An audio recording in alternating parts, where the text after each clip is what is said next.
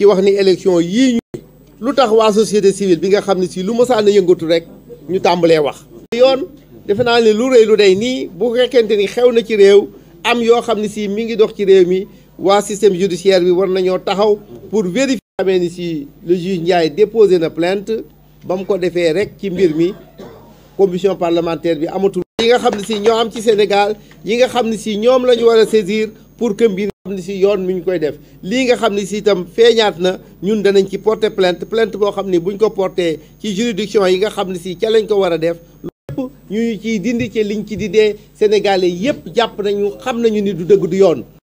jàpp ci xeex bi ndax bu fekkente ni itam lii def nañ ko sa mboroom du dëgg du yéen nga seetaan ko. dialogue national lu ko ëpp légitimité ci Sénégal amul daje de askan wi la fi nekkal ak luy doxal Sénégal ak lu nga xam ne si moo koy jëme kanam moo koy may jàmm defe nañ ni am na beneen taxawaay bu mu war a taxaw loolu tax ñun suñu première déclaration ba ñu jëkkoon a def la ñu waxoon ni remplacer ko par une waaw loolu la ñu waxoon booba lañ ko waxoon ni nañ ko dis élection bu nga xam ne si Karim Meïssa Wade daf ciy bokk ndax remplir na condition yi mu ci war a bokk yépp loolu mooy nekk suñu xeex loolu duñu ci kaw te yoon may ñu koy xeex ci politique ak ci droit fas yéene wuñu banque suñu loxo fas yéene nañ ko. bu njëkk ba kat gaa yi léeg-léeg duñ doon xam suñu dayoo dañ doon jël ministère tel et de là rek loolu nag bi nga ñëwee jeexal nga ko jox ñu ministère en plein exercice. te loolu artisan Sénégal gépp ñoo la di sant. monsieur le président beneen acte bi nga xam defal nga ñu ko bi mbas mi duggee danga ñu xalaat ñun xam na ñun ñooy liggéeykat yi ñoo tëjoon suñuy place nga jël benn enveloppe bu toll ci 25 milliards jagleel ñu ko artisan bu ci nekk jotoon nga lu toll ci fanweeri junni 150 000 de francs CFA. tenue scolaire yi nga xamante ni jagleel nga ñu ko yi tamit te yow yaa joxe ay orientation ne tenue yi kat bëgguma ñu centraliser ko au niveau de Dakar mais yaa ngi ko waxee ca Kaffrine dama bëgg ñu territorialiser commande bi. may dalal sa xel ne na nga ko diglee woon defee nañu ko noonu. ñun war a wutal bërëb def ci ndox courant assainissement su ko defee même oto ku sa oto yàqu da nga war a dem ci zone bu ñu koy réparer kuy jënd oto da nga war a dem fu ñuy jaayee oto nag boo bëggee xar da ngay dem Darel doo dem Sandaga doo dem Tilène Darel ba ngay dem ku bëggee jënd oto da nga war a dem Darel mais mbedd moo xam ne. foo tourné jaaykatu oto loolu dafay yàq environnement réew te liggéey boo def du mun a feeñ ndax désordre visuel d'abord loolu nag dafa laaj liggéey c'est-à-dire dafa laaj ñu aménager trouver foncier bu baax aménager ko parce que fenn fu sore amul fu ñu defaroo rek moo am suñ ko defaree mu am yoon yu dem am assainissement am commodité yi war a am su boobaa ku bëgg a jënd oto ñu ne la da ngay dem fële su dee mbaaw la ñu ne mbaaw la bu dee jam ñaajo ñu ne jam ñaajo bu dee feneen ñu xam ne foofu la kuy jaay ku ne foofu ngay dem ñu aménager leen ko loolu yëpp ci organisation la bokk waaye pour artisans yi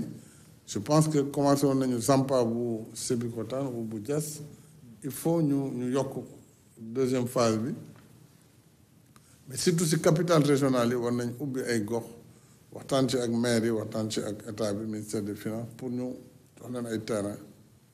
ñu aménager village artisanaux yi aussi yu ci bëri ay la yoon léegi nekk na loo xam ne presque ay musée la dafa yàgg kon dafa laaj foofu tam ñu tabaxaat village artisanaux yu bees. à 2 semaines am na avion boo xam ne taxaw na fi war a dem quitter fii avion bi il est parti à vide yóbbuwul dara un avion cargo bàyyi sur Dakar 10 tonnes de périssable avion bi dafa dem à vide parce que machine bi ko war a charger amul machine bi tombé en panne avion bi demul. laneen lu gën a garaaw avion war na jóge fii dem Abidjan commandant de bord bi ñëw demander ñi war a jël avion bi ku am besoin boo war a def toilette demal nga def ko balaa ngay dugg ci avion bi parce que ñun amuñu matériel bu ñu war a vider toilette avion yi vous imaginez foofu la aéroport bi toll. depuis décembre 2022 lañu suñu ministre tutelle bi fi jëkkoon nekk à savoir Doudou Ka digoon ne jëndal nañu matériel boo xam ne dañ ko war a indi ci aéroport bi pour soulager travailleurs yi parce que matériel bi ñuy liggéeyee comme ni ko sama camarade bi waxee ci nasaraan jamonoy Air Afrique la am na yoo xam ne ñun sax ñun ñoo ñu mag. plainte contre la société oo nañ ñu pour négociation boobu moytuwul aéroport bi moom dañu jekki saa gis rek mu taxaw léegi nag pour artu loolu moo tax ñuy def li ñuy def nii bëgg njiitu réew mi moom mu jël ay responsabilités parce que moom rek moo mën a décanter situation bi ñun nag travailleurs 2AS lenn rek la ñu ñaan état mooy ñu andil ñu fi ñu gën Turquie du ñu nangu ñu dugal ñu n'importe où ak n'importe comment. xar ak tiis nag moom moo ñu jàpp ndaxte dañu waxoon ni suuf si suufal Malika la kadas domaine danoo jël suuf si nag accaparé ko jox ko ay jàmbur fii ma taxaw di wax ak yéen suuf yi jàmbur la mais jox nañ ko ay baay ay nit ñu ñëw di ko jaay terrain 20 millions 25 millions 16 millions 18 millions. may interpeller képp ku am xiis ga mbataleen du terrain na nga ñëw taxaw sa terrain sinon maire Talla Gaye dina ko sànq. papier yi fi nekk yëpp c'est le maire qui l'a approuvé waaw plus de 30 hectares nag amul kenn ku ko lekk bàyyi ko 10 terrains yu ne moom ñaar waaw di interpeller xalifa général des Layènes nga xam ne sax njaboot fi souffrir gu métti métti te lépp kenn teguñu ko pour Talla Gaye le maire de Malika. problème foncé Malika nag président bu fi toog foncé ngay réglé parce que fi mu ne foncé moo am problème ci Sénégal gépp wër këpp mairie yëpp am nañ foncé. ay signature Modou Gueye lañ fi gis ñu fi leen signature Modou Gueye lañ gis ci kayit yi ñu jox ko benn booy bu naan teex ñaa dëkk fii Malika mu koy jaay. moo bëgg a jaay doole te loolu du am du jàll Modou Gueye li muy signé na ko arrêté du jàll. ñu ngi am mbégte tey di xaar nag liy xew après ci biir li ñuy mettitlu mooy wóolu nañu justice bi suñu justice su réew lenn rek la ñuy mettitlu mooy doomu aadama nga jóg bés bind benn plainte tegoo ko fenn tegoo ko ci yoon ñu jël ay mère de famille père de famille jàpp leen tëj leen jàpp nañ ne ni genre xoqatal la jaay doole la et loolu noonu il faudrait que ñu toll foo xam ne ni ci réew mi loolu daf fii dañ maanaam tey jii mën nga wax ni ñii di la ñu def ñii lii nañ def mais nga tëj leen ci mu leer ñëpp ni loolu moo am mais bi ñu déggee avocat yi wax ak partie civile bi maanaam suñu méttit dafa gën a yokk parce que dañuy gis benn dossier vide léegi ci kaw benn dossier bu vide buñ si mënee jël ay honnête citoyen tëj leen ci noonu comme ça mandat de dépôt pendant plus de 15 jours il y a un problème il faudrait que ñu xoolaat loolu nit ñi bañ a utiliser seeni pouvoir ak seeni doole pour néewal doole ñenn ñi. ñi bokk ci kuréel bi tudd CRAF di saytu lépp luy wàllu suuf ñoom ñëpp ñu ngi fi woon tey ci suba ma bëgg a tàmbali nag itam pour sant suñuy avocat donte déggaguñu li nga xam ne moom la ñuy dogal bi génnagul mais day li avocat yi def wax nañu loo xam ne fii xel mun na rafet ci dogal bi lan lay doon benn parce que nag lu toll ni njiitub réew wax jooju mu am conseil interministériel boo xam ne premier ministre baamtuwaat na ko daal di ne zone boobu dañ koy def zone non aedificandi dañ koy def zone boo xam ne kenn du fa tabax bay lañ ko jagleel waa ñaari kilifa yu mel noonu bu ñu taxawee wax naka lañ mënee toog daal di dégg di bërëb booba ñu naan chef de l'État nee na nañ ko def zone bu fa kenn tabax nañ ko jagleel bay ñu daal di jékki-jékki rek gis ku ñëw daal di ne fii day dama fee bëgg a tabax station d'essence donc suñuy avocat ngàcce ngaalaama wax nañu wax ju rafet plaidé nañu ba li nga xam ne dégg nañ ko fii xel mun na ci rafet. donc bët lu am solo la mais dañuy jékki-jékki bët am ay feebar li ñuy ñaan mooy surtout lu ñuy wax feebaru xale feebaru bëtu xale parce que xale dafay màgg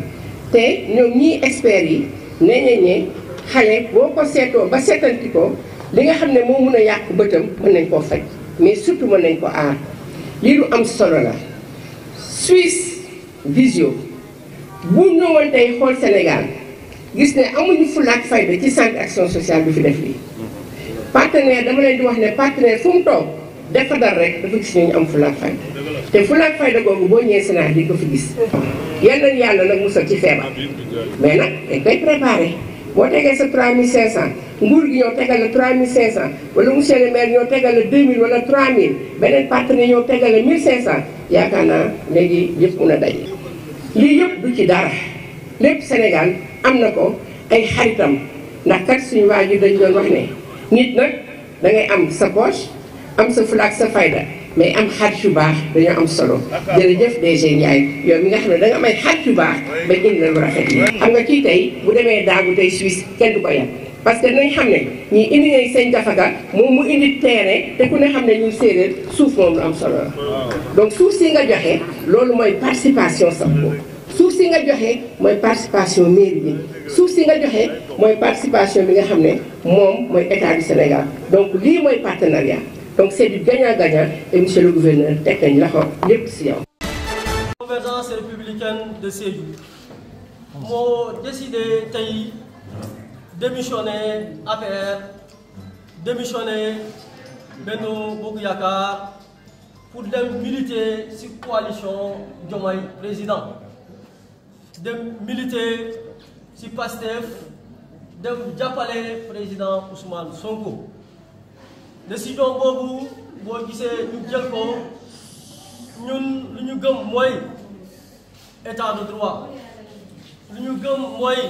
respect de la constitution lu ñu gëm mooy liberté d'expression lu ñu gëm mooy l'épanouissement des populations loolu la ñu yaakaar ci projet coalition Diomaye moo tax tey ñu ñëw ànd ak responsable Pastef coalition Sédhiou bari nañ fii su ma naree liiw dinaa juum mais seen coordinateur départemental teew na fii ku topp ci moom mu ngi fii responsable de la commune mu ngi fii jigéenu Pastef fii seen responsable mu ngi fii responsable départemental Pastef jigéen yi tamit ñu ngi fii ndaw yi ñu ngi fii militants et militantes Convergence républicaine de Sédhiou toutes les couches confondues ont répondu présent pour honorer de leur engagement à rejoindre de façon très officielle la coalition Diomaye 24. président décision bi nga koy jël xam nañu njiit benn